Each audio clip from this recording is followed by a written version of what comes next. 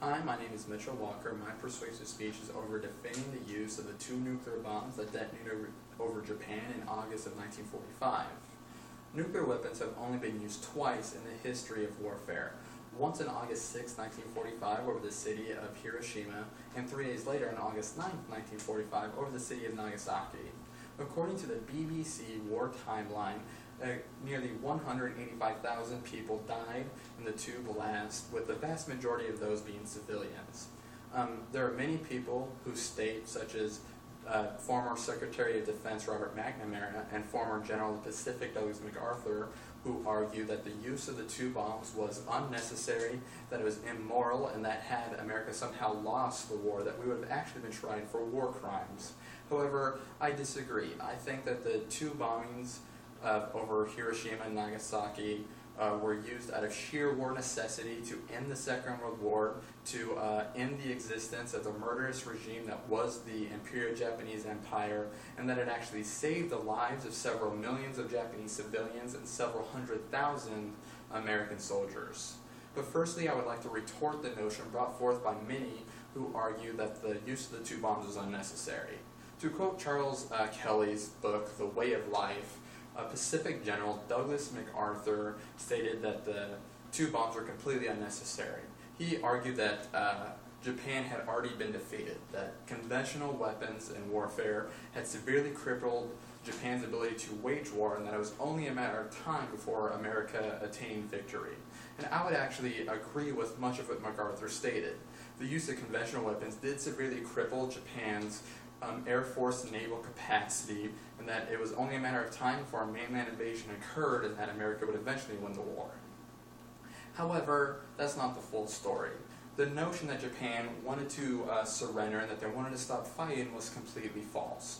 Although that they did have a very small amount of Air Force and naval capacity, their army fought even more fiercely. For example, the Battle of Okinawa occurred between April of 1945 and June of 1945 for about 3 months. This battle, according to an article on Time magazine, cost the Allies around 85,000 casualties. Japan suffered nearly 105 soldier deaths, with another between 40,000 and 150,000 civilian deaths, many who died from either forced or voluntary suicide. So, to compare that, that's a combined nearly 300,000 casualties, or nearly twice as many casualties as both of the atomic bombs combined. And this was a 3-month battle over an island half the size of Lancaster County. It is also important to note that this battle occurred only weeks before the two bombs were dropped over Hiroshima and Nagasaki, and around the same time Douglas MacArthur stated that Japan had already been defeated and they wanted to stop fighting, and that's obviously not true. We see that during the Battle of Okinawa that they did not stop fighting at all, that they fought even more fiercely, and that they would rather force their civilians to commit suicide than to fall in the hands of American soldiers. It's also important to note that Japan wanted America to invade their mainland.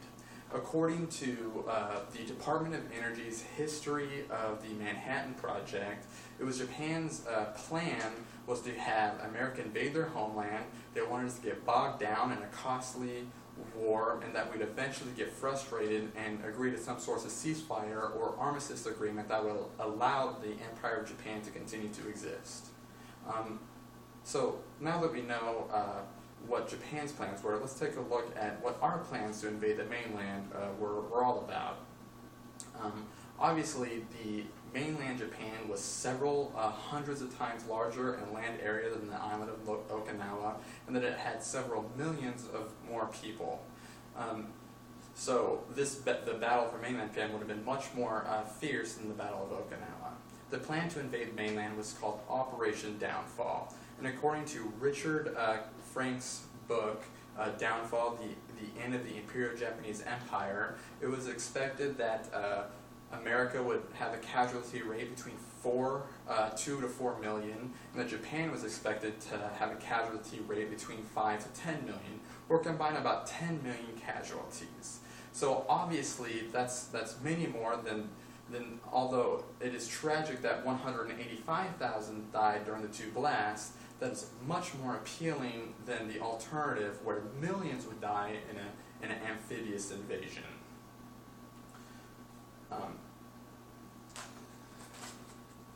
So now that it's shown that the bombs saved lives irrefutably, let's examine their second argument. According to his DVD documentary, The Fog of War, former Secretary of Defense Robert McNamara argues that the use of the two bombs was immoral and that had America lost the war somehow, would have been tried for war crimes. To dispel this notion, I would counter by saying that every nation who fought in the war was guilty of those same war crimes. Britain and France, for example, were forced out of war necessity to drop bombs over German cities and to kill German civilians to both end the Second World War as swiftly as possible and to help stop the Holocaust. This was simply how the Second World War was fought. It is also important to note that, like Nazi Germany, Imperial Japan was ruthless, and we had to do all that was necessary to end their regime. Much like what the Germans did to the Jews, Japan did to other nations like China. According to BBC History, when Japan invaded China, China lost nearly 20 million civilians, as compared to, say, the 12 million who died in the Holocaust in Eastern Europe. There are horrendous stories of Japanese soldiers seeing how many, say, Chinese babies they could stab with a single bayonet, which is kind of like a large knife.